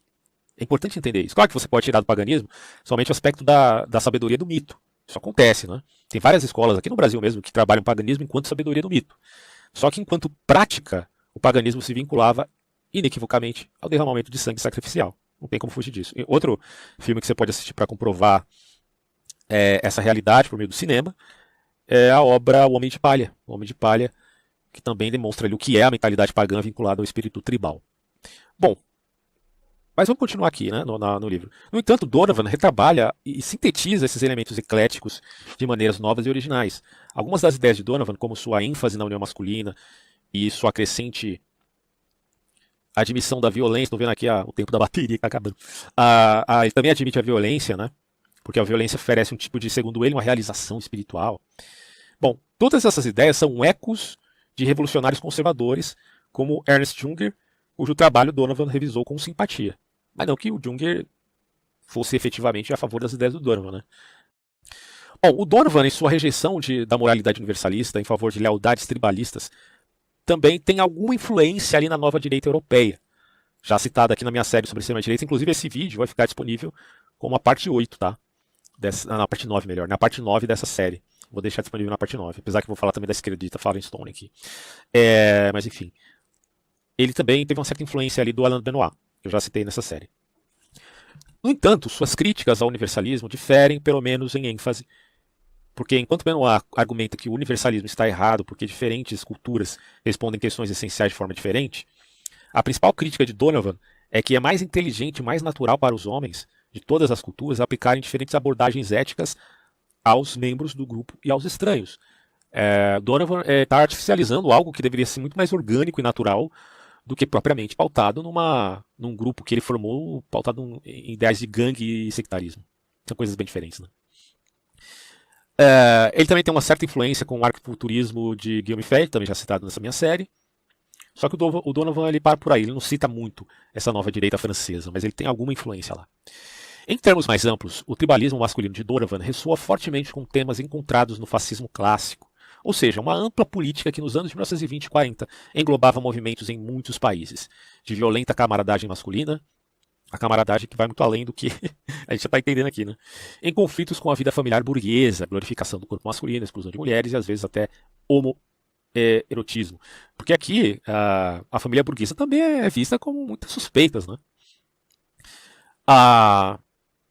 Fritz Marinetti, no manifesto dele sobre o futurismo, ele prefigurou algumas desses temas, né? Por exemplo, ele dizia: queremos glorificar a guerra, a única cura para o mundo. Queremos admitir o militarismo, o patriotismo, o gesto destrutivo dos anarquistas, as belas ideias. E, olha só onde está o que está no Manifesto Futurista: o desprezo pela mulher. Bom, então você vê que isso aqui é de 1909, antiquíssimo. O Donovan está colhendo essas ideias e admitindo para si. E aí o que acontece? Isso reverbera no fascismo, porque o fascismo inicial ele assumiu os laços intensos e traumáticos que os veteranos da Primeira Guerra Mundial formaram nas trincheiras e os transferiram para as ruas em formações de combate, como os esquadrões italianos e as tropas de choque alemãs. Enquanto o fascismo no poder suprimiu de forma assassina a homossexualidade, os nazistas também, né, viam a homossexualidade como aos olhos, o movimento fascista, apesar disso, de algum modo, celebrou a masculinidade em laços espirituais, entre aspas, se é que você me entende, laços entre homens, de maneiras que às vezes eram até homoeróticos. E aí você tem o Ernest Rum, que era abertamente homossexual e estaria vinculado ali a esse pressuposto nazista / camisas marrons. Ele talvez seja o exemplo mais famoso, mas não o único. O Donovan está seguindo esses exemplos aí, porque ele aludiu a essas ressonâncias. Ele até fala aqui no ensaio dele, em 2013, em que abraçou o termo anarcofascismo. Dá para juntar isso? Bom, você tem anarcocapitalista se juntando com bolsonarista e defendendo o governo Bolsonaro, você pode ter tudo então, né? Se é anarcocapitalista bolsonarista, meu amigo, você pode ter anarcofascista também. Não estou dizendo que o Bolsonaro é fascista estricto sensu, tá? Nunca admiti essa ideia. Mas você pode ter de tudo, né? As misturas são variadas aí. O Donovan destacou as conexões entre princípios tribais masculinos e o símbolo fascista original. Aquela questão dos feixes. Um feixe de madeira, hastes que representam força e unidade, aquela coisa do fascismo mesmo. Rejeitando a crença comum de que o fascismo é igual a um Estado totalitário, ou governo burocrático, de cima para baixo. Ele está negando essa parte, né, porque ele se identifica os feixes com o regime de baixo para cima, saber a ideia de um coletivo masculino unificado. Lembra, ele está defendendo o tribalismo. Ele não está defendendo um governo totalitário, são coisas diferentes aí. Mas tem por mote o paganismo, por isso que ele é aderente, por exemplo, a Júlio Zévola. Não é à toa que os lobos, dito grupo atual do Jack Donovan, se valida também em místicos como Júlio Zévola, por incrível que pareça. E fazem sacrifício de animais. A verdadeira unidade tribal não pode ser imposta de cima, ele dirá. Se é um fenômeno orgânico, tem que começar orgânico e terminar orgânico. A unidade profunda vem de homens unidos por uma fita vermelha de sangue. O fetiche com sangue aqui é nefilídico, né? Aquela coisa dos nefilins, né? Bebedores de sangue. O machado no centro dos feixes, o símbolo fascista, representava uma ameaça de violência, um aviso, uma promessa de retaliação que os homens ainda poderiam assumir um século depois do fascismo em si mesmo. O moderno feminismo, os estados burgueses do primeiro mundo não podem mais, segundo ele, produzir novas culturas de honra. Segundo o que ele está dizendo aqui, a honra morreu. Agora a gente só tem pessoas que estão pautadas aí nos ideais da cultura cada vez mais progressistas. Mas a própria esquerda, cara, critica esse conceito de progressismo. Eu não sei onde esses caras estão tirando isso. Bom, o novo puro guerreiro, entre aspas, das gangues, para mim um grande fetichista, na verdade, só podem surgir em oposição anárquica ao corrupto que seria feminista, antitribal, degradado pelas instituições da ordem estabelecida. Assim, o urfascismo é a fonte da cultura, da honra e tradição patriarcal autêntica. Então, para Donovan, eu seria um completo corrupto, né? Em vista de admitir, por exemplo, um estado de democracia liberal. Que coisa louca, velho. Ó. E a crítica social que ele faz? Vamos ver. Deixa eu só ver quanto tempo eu tenho aqui. Vamos lá. Embora a crítica de Donovan à sociedade dos Estados Unidos se centre no gênero, ela também inclui vários outros temas comuns da direita. Como muitos direitistas, Donovan critica o globalismo, o que significa um projeto liderado pelas elites nas últimas décadas para enfraquecer as fronteiras em busca de lucro e potência. Mas até aí, né, o Huntington também falava de uma elite americana desnacionalizada, cara. Não é porque o Donovan está falando que necessariamente a coisa caminhe sempre para um absurdo conspiratório. A gente tem que ver até onde, né, a coisa verdadeira, até onde ela desemboca numa narrativa ideológica fraudulenta. Bom, mas enfim, a ênfase do globalismo no comércio, que é aquela coisa do... O Donovan pode colocar globalismo nos mesmos termos que globalização econômica. Ele não teria problema em fazer isso do ponto de vista da palavra em inglês, já que está sendo traduzido, tá? A gente geralmente faz essa diferença de globalismo e globalização, mas isso não é uma... tem gente que acha que isso é obrigatório, é um mandamento. Temos que diferenciar globalismo e globalização. Cara, não é bem assim não, tá? Tem gente que usa o termo como sinônimo. E o Donovan está colocando também como sinônimo no sentido que ele faça uma crítica à globalização econômica, que para ele é um problema. Ele não é liberal, ele é contra o livre comércio. Ele argumenta que o globalismo comercial, do comércio, né, ou globalização econômica, ajudou a consagrar o universalismo, que é uma forma, segundo ele, feminina de ética com raízes na filosofia clássica. Aliás, se a gente for ver o Nietzsche, ele também faz críticas nesse sentido ao ver o cristianismo como algo muito feminino. Né? Não sei se e o paganismo, pelo menos daquela idealização que o Nietzsche faz da cultura pré-socrática, porque Sócrates desbancou para coisas muito erradas, segundo Nietzsche, né? E Platão pior ainda.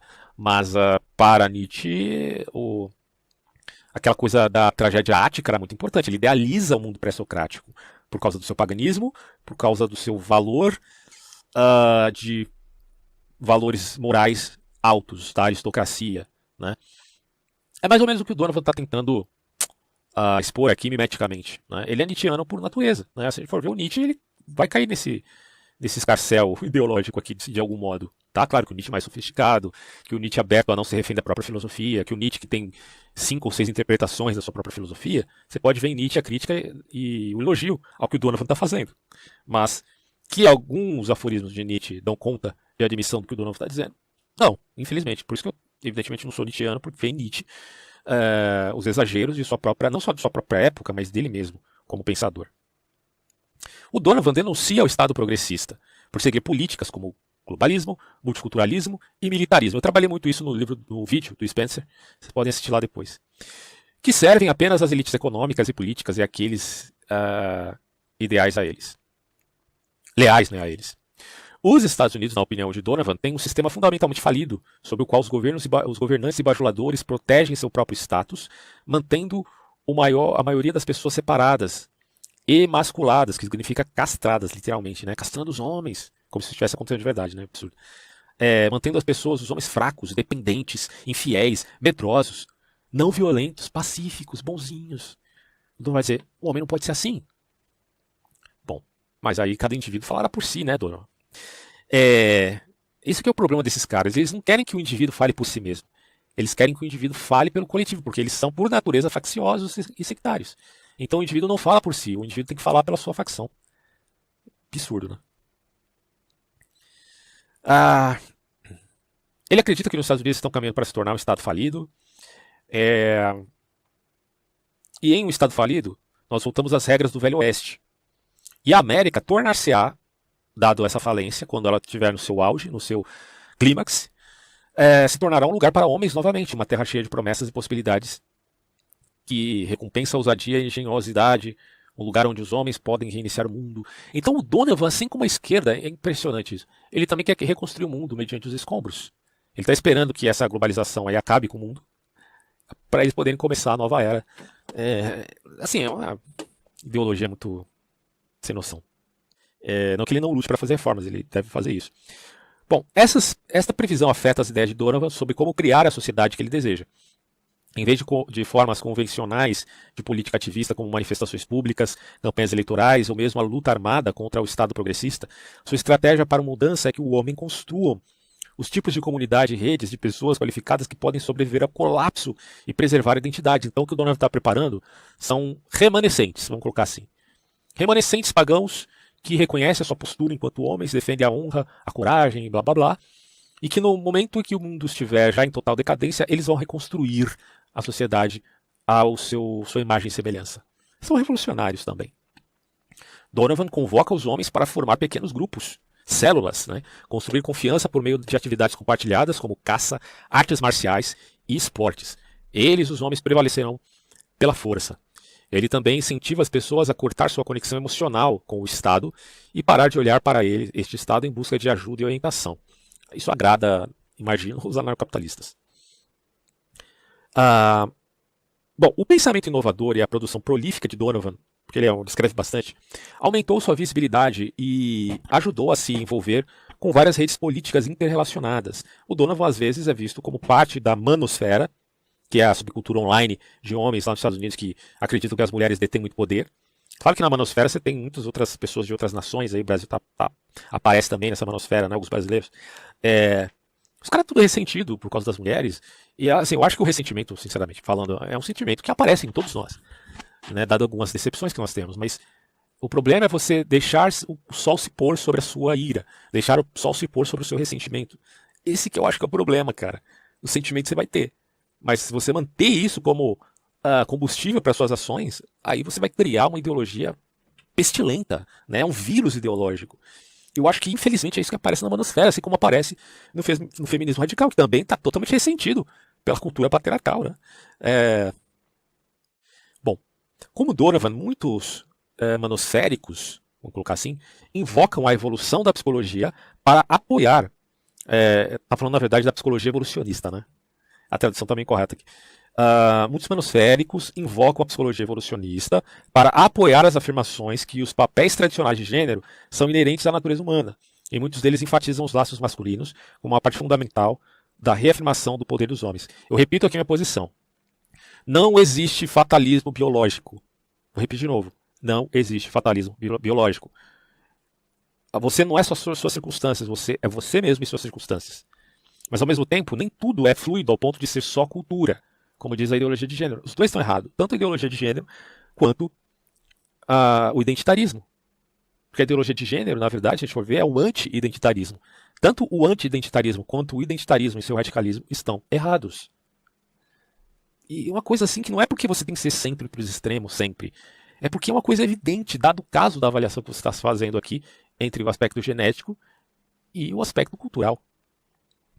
É foda, cara, porque as pessoas estão perdidas, elas não sabem mais o que pensar e caem na rede dessa gente aqui mal intencionada, cara. Bom, mas é isso, ó, como Donovan, muito manosféricos, invocam a evolução, né, em sua psicologia e vão enfatizar esse determinismo. Donovan escreveu favoravelmente que a manosfera é um reino externo onde governa o tribalismo masculino. Isto é, não sobre o que as mulheres querem, ou sobre garantia, ou garantir que os homens e mulheres sejam iguais, que eles não concordam com isso, né? Nem na manosfera, nem no tribalismo masculino. Porque a manosfera é sobre homens escrevendo sobre o que os homens são e o que eles querem, e como eles devem supervisionar o mundo, né? Por um tempo, o Donovan foi um colaborador regular do Spearhead, um jornal antifeminista online fundado ali na W.F. Price, que operou de 2009 a 2014. Desde então, no entanto, seu envolvimento nas discussões e atividades da manosfera tem sido mais limitado. Por exemplo, ele teve pouco ou nenhum envolvimento do Gamergate, escândalo famoso ali nos Estados Unidos, que foi uma grande campanha lançada por ativista da manosfera em 2014 para assediar e difamar mulheres que trabalhavam ou eram criticadas na indústria do videogame, né? Uma crítica às mulheres que se viam feministas dentro desse espaço e tal, uma polêmica que houve aí. Bom, além disso, o nome do Donovan não aparece em pesquisas de vários sites e blogs importantes da manosfera. E por que isso acontece? Bom, a homofobia é generalizada dentro da manosfera. E isso afetou a recepção de Donovan lá, embora não necessariamente da maneira que se esperaria. Por exemplo, o influente manosférico, digamos assim, Dariush Valijadeh, sei lá se pronuncia assim ou não esse nome maluco, que é fortemente anti-homossexual, ele comentou, depois de ler, ele sabia que o Donovan era homossexual, mas ele leu, mesmo sendo dito, né, anti-gay, ele leu o livro O Caminho dos Homens. E aí ele diz assim, um homem gay escreveu um dos livros mais masculinos que eu já li, né? O Dariush disse isso, o cara da manosfera. Bom, outro destaque da manosfera, Paul Elan, afirmou que Donovan se tornou obcecado por provar que é viril como resultado de ser homossexual em uma cultura que não o considera como um homem real, né? E aí ele fala, relaxa, Jack, você é gay, apenas aceite. Você não tem que ser heterossexual ou um idiota super compensador para ser um homem. Então é uma abertura, né? Até a manosfera meio que tem uma abertura, é o Donovan, apesar dos caras não terem esse costume. E a relação de Donovan com o alt-right também é um tanto ambígua. É dito aqui o seguinte, o envolvimento de Donovan com a alt-right foi mais extenso e importante. Donovan escreveu para o jornal online alternativeright.com, originalmente um site do Spencer, Richard B. Spencer, que funcionou a partir de 2010 e 2012.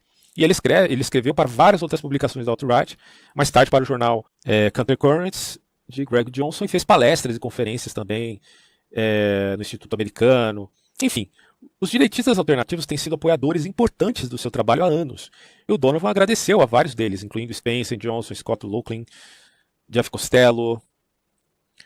O Donovan contribuiu para uma mudança ideológica dentro da alt-right em direção a políticas mais misóginas, por incrível que pareça, olha só isso. Nos primeiros anos da alt-right, eles abrangiam uma gama de pontos de vista sobre gênero muito variados. Vários escritores argumentavam, inclusive, que a participação política das mulheres era valiosa e importante ali. E alguns expressaram preocupação de que as mulheres estavam subrepresentadas no ciclo da alt-right. Tem até aqui um cara chamado Aldrey que declarou, sem rodeios, no site, né, da alt-right, que o assédio sexual e outros comportamentos sexistas por parte dos homens no movimento alt-right estava afastando as mulheres. Aí ele diz assim, precisamos da ajuda das mulheres, agora mais do que nunca, então a gente tem que parar com esse comportamento sexista. Isso aqui era alt-right inicialmente. Só que dentro de alguns anos, no entanto, esse sentimento quase feminista, né, feminismo do ponto de vista do bom senso, tinha desaparecido da alt-right e substituído por alegações de que as mulheres eram inadequadas por natureza para ativismo político. A mudança foi construída diretamente sobre a política de gênero que Jack Donovan vinha defendendo dentro da própria alt-right por anos. E a sexualidade de Donovan fez dele um ponto focal assim, de controvérsias desse grupo. Alguns aceitavam, outros não aceitavam. Só que depois, muitos direitistas alternativos, né, acabaram por defender a inclusão de homossexuais no movimento por conta da ênfase e dos livros, dos escritos, né, do Donovan. Em 2010, alguns deles até republicaram um artigo do Greg Johnson, argumentando que os nacionalistas brancos não deveriam se permitir ser divididos sobre a sexualidade e homofobia. Porque, na verdade, eles deveriam admitir homossexuais, né, do tipo do Donovan, mas a homofobia em si teria sido uma invenção judaica. Né? Então, esse conceito de homofobia é uma invenção judaica, mas o grupo masculino deveria ser defendido enquanto superioridade dado o aspecto do gênero, o homem frente à mulher. A participação do Donovan nesse movimento, então, tem sido tratado com respeito, mesmo por aqueles que enfatizaram os valores tradicionais, como os alt-rights que têm uma pecha cristã, né? Pode ter algum ali que seja assim. Bom, os envolvimentos do Donovan com o alt-right tornou mais fácil para o extravagante gay direitista Milo Yiannopoulos para conquistar um papel como embaixador entre alt-right e conservadores mainstream. Só que assim, cara, esse Milo aqui, eu já vi algumas entrevistas dele, onde ele diz que ele não é a favor da alt-right, não sei se um dia foi, mas se foi, rompeu. Eu não sei se ele teria, não acho que dê para vincular o Milo Yiannopoulos, que é homossexual de direita, com o Jack Donovan, que é também homossexual, mas que tem uma perspectiva toda voltada a tribalismo. Eu penso que aqui são coisas bem diferentes, né? Aí eu já vejo uma tendenciosidade, não sei, também não conheço muito do cara aqui para falar. Mas enfim, deixando de lado as questões de sua sexualidade, alguns outros pontos de vista de Donovan também o diferenciam da maioria dos direitistas alternativos.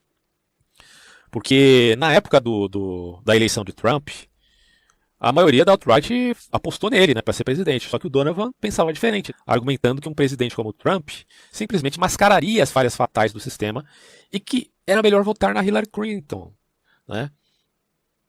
Porque a presidência de Clinton seria preferível, já que tornaria claro a realidade de que os brancos, os homens, não estão mais no comando e que não é mais o seu país e nunca será de novo.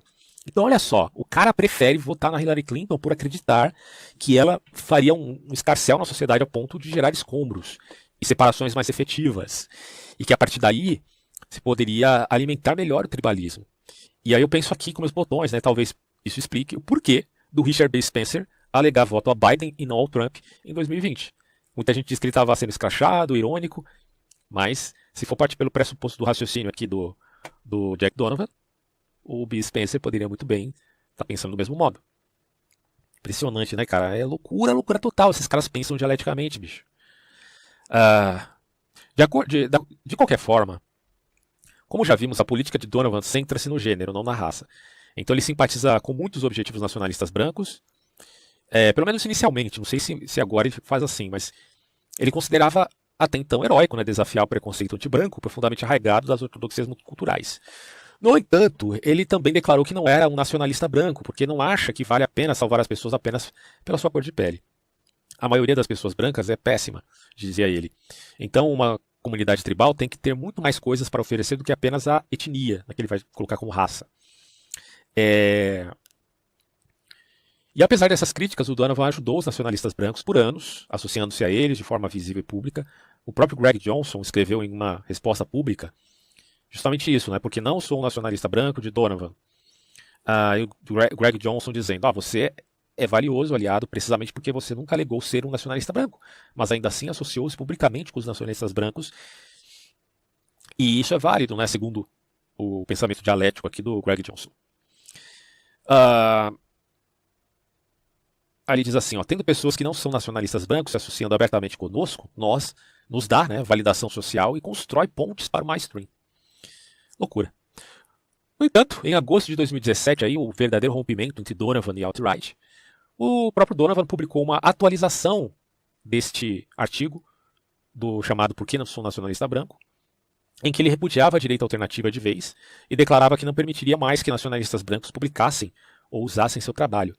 Embora a grande maioria da alt-right se identifique com o nacionalismo branco por anos, Donovan criticou um manifesto recente de Richard Spencer em Charlottesville.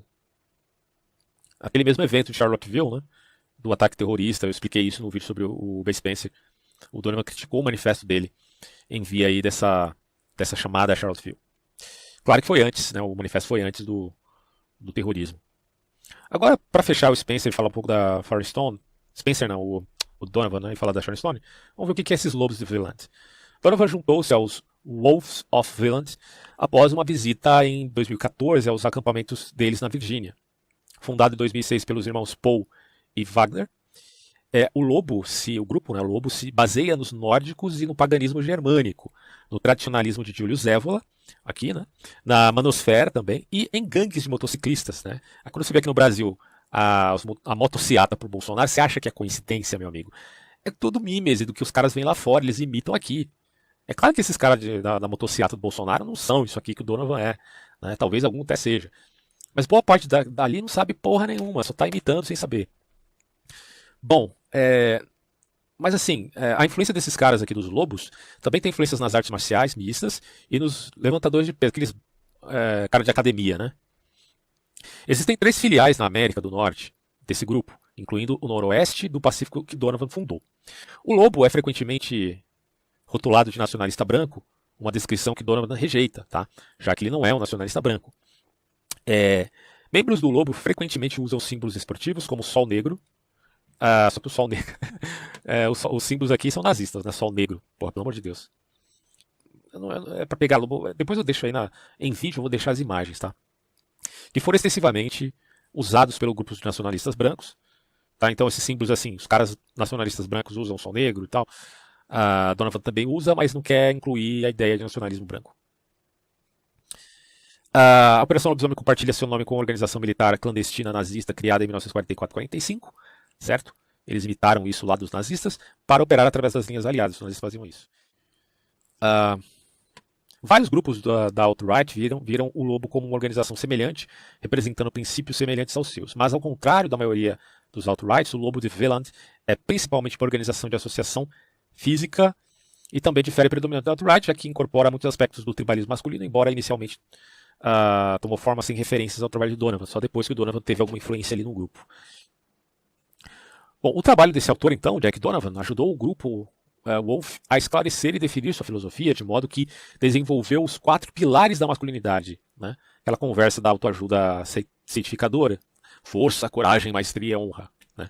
As coisas tão belas em si mesmo que está sendo degradada pelo sectarismo. O lobo de Veland comemora vínculo masculino e violência de formas que são literalmente ritualísticas.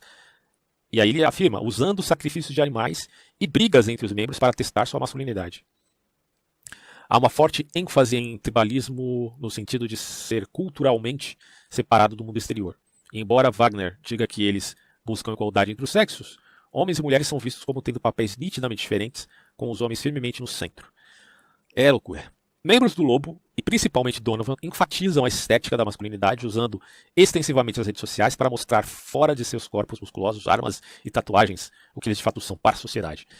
Com Donovan, o Lobo critica a sociedade atual, não apenas para sacudir os papéis tradicionais de gênero, mas também para mudar em direção a uma monocultura corporativa que, digamos assim, medeia todas as atividades por meio da televisão, por meio da internet e tal. Então eles estão contra essa monocultura que eles acham vazias e que não tem senso de comunidade, de raiz, de tribo. Novamente, como Donovan, sua abordagem para trazer a tribo da sociedade que deseja é simplesmente para construí-lo, forjar relacionamentos e modos de vida que incorporem seus princípios. E esses envolvem alguns esforços para tornar a sua comunidade autossuficiente, econômica, financeiramente e tal. Os lobos têm pouco ou nenhum interesse nas atividades políticas no sentido convencional, mas estão presentes no aspecto cultural. Bom, é isso, né? Tem muito a se falar desse pessoal. Ela é maluquice, tem que ter estômago para ler isso. Mas cabe agora falar do outro lado da moeda, né? O radicalismo feminista agora com Shulamit Firestone. E aí vocês vão perceber, a minha intenção basicamente é essa, o quanto o radicalismo eles são próximos e não tão distantes, e não muito distantes, mas eles se tocam.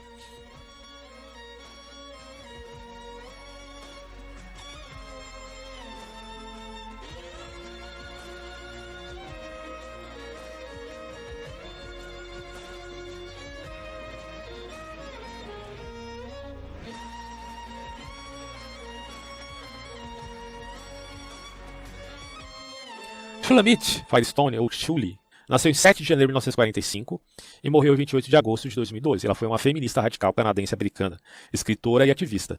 Firestone foi uma figura central no desenvolvimento inicial do feminismo radical e do feminismo de segunda onda, e membro fundador de 3 grupos feministas radicais, New York Radical Woman e New Yorker Radical Feminists.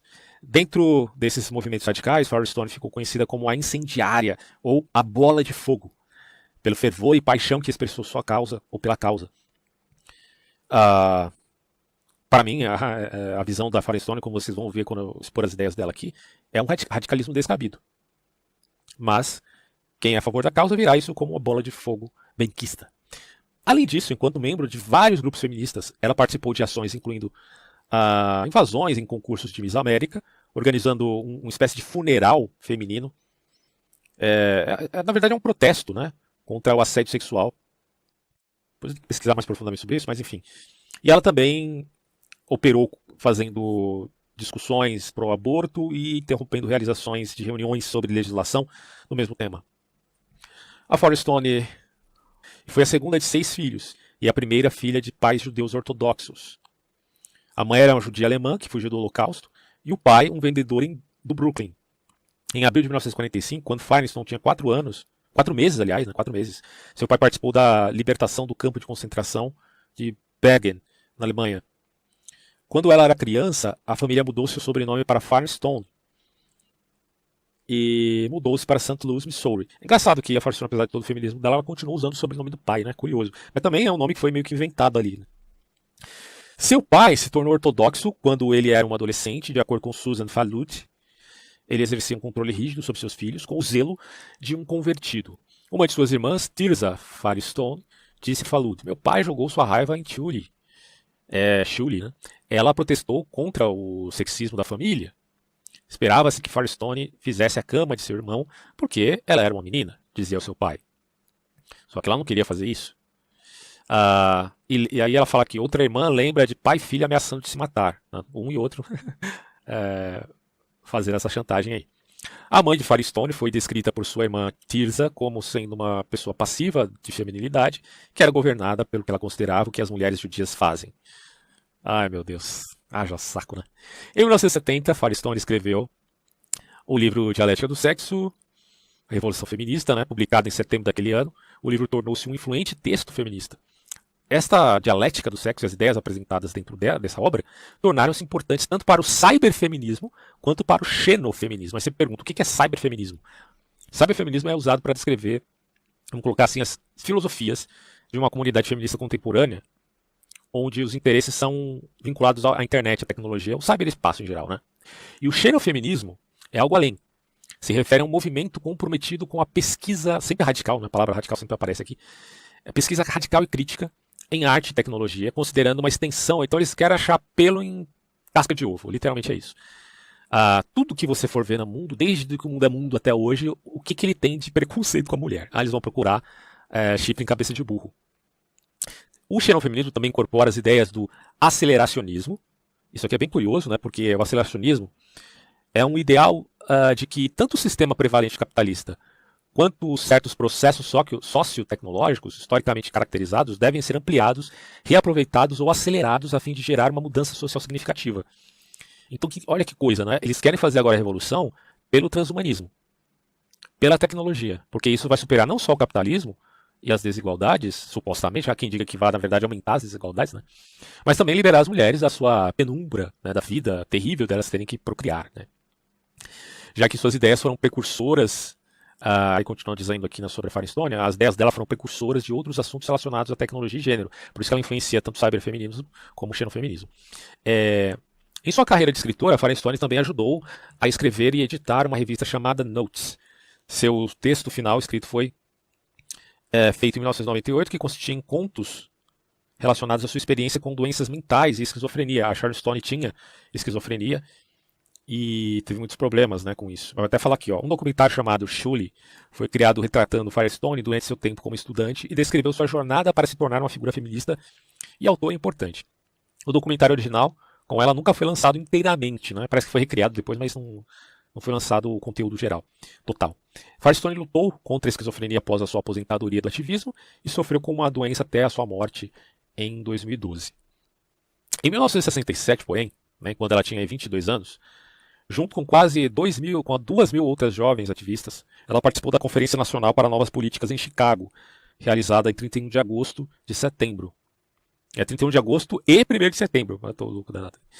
Lá ela conheceu Joe Freeman e as duas se uniram numa indignação compartilhada em resposta à rejeição das questões feministas na conferência. As duas mulheres propuseram uma resolução que exigiria leis matrimoniais e de propriedade equitativas e controle total das mulheres sobre seus próprios corpos, evidentemente aqui um apelo em relação ao aborto, né? Eu acho que o aborto é um tema muito complexo para você ficar gratuitamente defendendo por meio de ideologias de justiça seletiva, como é o feminismo, né? Mas é uma questão que tem que ser verificada caso a caso, mas sempre pautada no respeito à vida acima de tudo, é o meu ponto de vista. Em outubro de 1967, após estabelecer o grupo e o West Side, Firestone mudou para Nova York para fugir de um namorado fisicamente abusivo. Em um trabalho não publicado, a Firestone relembra, pelo menos ela está alegando, né, que ela sofreu um abuso e que ela teria sido atingido com tanta força de um soco em seus dentes que foi arrancado do lugar. Mas aí, bom, isso de fato acontece com muitas mulheres, né? Se aconteceu com ela, de fato, ela alega que sim. Depois de se mudar para Nova York, Firestone ajudou a fundar o New York Radical Woman, um grupo feminista radical da segunda onda, junto com Robbie Morgan, Pen Allen e outras mulheres. Então elas eram radicais, foram o primeiro grupo de libertação feminina da cidade. Mas o que é libertação feminina? Fica a pergunta aqui, né? Se diga dos abusos, se diga da falta de direito, mas será que não importa lutar mais pelo direito civil de isonomia do que simplesmente marcar isso como direito exclusivo das mulheres? É isso que eu me pergunto. Bom, e aí é dito aqui, um manifesto foi escrito para o grupo chamado New Yorker Radical Woman Principles. É complicado, bicho. Deixa eu ver uma coisa aqui. No manifesto, o grupo de participantes foi definido por sua rejeição compartilhada da história como base puramente de uma perspectiva masculina. Então tudo é ruim, né? Ignora toda a história. Porque é tudo perspectiva masculina, nada vale. A gente está fazendo agora a revolução do zero. Ela abordou como a história das mulheres foi oprimida e todos que acreditavam no feminismo deveriam trabalhar juntos para lutar contra essa opressão histórica. Né?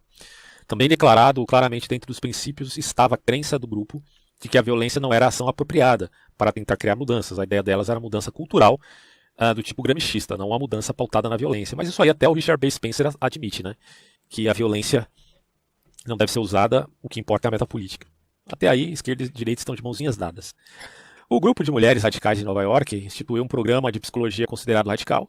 O programa teve como objetivo ensinar as mulheres a se verem como mais fortes, independentes e assertivas. Bom, acreditava-se que ao fazer isso as mulheres não seriam apenas vistas como subservientes aos homens, mas também poderia combater a depreciação social. Até aí você pensa, mas Firestone não está tão errado assim, né? Olha aí o que as mulheres já passaram na história e tal. Mas vamos lá, vocês vão ver ainda. Firestone foi considerada uma feminista radical porque acreditava que a opressão das mulheres está diretamente relacionada à sociedade ocidental patriarcal. Joga tudo fora, porque está contaminado pela misoginia, segundo ela. Ela também foi fortemente influenciada pelo socialismo e pela obra de Karl Marx e Friedrich Engels. Por isso que ela fala da dialética do sexo, né? Nessa obra ela afirma: as feministas têm que questionar não apenas toda a cultura ocidental, que elas já fazem isso, mas a própria organização da cultura, e elas também já fazem isso. Mas além disso, meus amigos, elas têm que questionar até a organização da natureza. Pasmem. Shulamit Firestone é contra as mulheres se engravidarem, porque ela acha que o parto é uma opressão. É exatamente isso que você está ouvindo. Para ela, o parto é uma opressão. Ela até diz aqui, uma de suas crenças radicais era que ela acreditava que a opressão das mulheres se manifestava através do controle sobre os corpos das mulheres, na dialética do sexo. Né? Ela defende que devemos investir em tecnologias avançadas para liberar a mulher do parto. Vamos lá, vamos avançar o transhumanismo, porque as mulheres querem se libertar do parto. Sua perspectiva em torno do parto alinham-se com o pensamento feminista radical da época. Mas de que época? E hoje não, meu amigo, esse negócio de cyberfeminismo?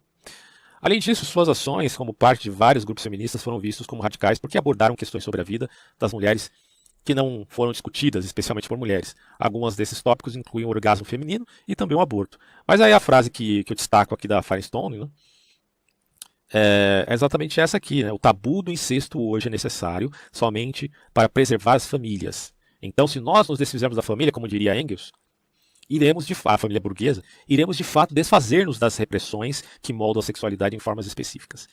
Então é isso, né? Quem não alega que há um radicalismo de um lado e um radicalismo do outro lado, não entendeu nada, né?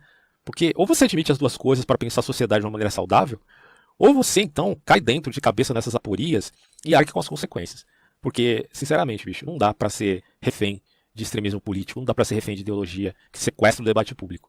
A gente tem que parar com isso e pensar a coisa de uma maneira séria. Né? E esse pessoal aqui não é sério. Eles são arbitrários, são gente assim com problemas. São narcisistas. Para mim, essa gente faz parte, se aloca, né, a uma perspectiva daquilo que a gente chama em psicologia narcisismo, e alguns até são sociopatas, ao meu ver. Tá? Isso aparece na esquerda, na direita, no feminismo radical, em todo lugar. Então, minha advertência é: caiam na real. Bom, acho que já deu aqui, né? Vou finalizar por aqui, já ficou muito grande, mas valeu pelo áudio.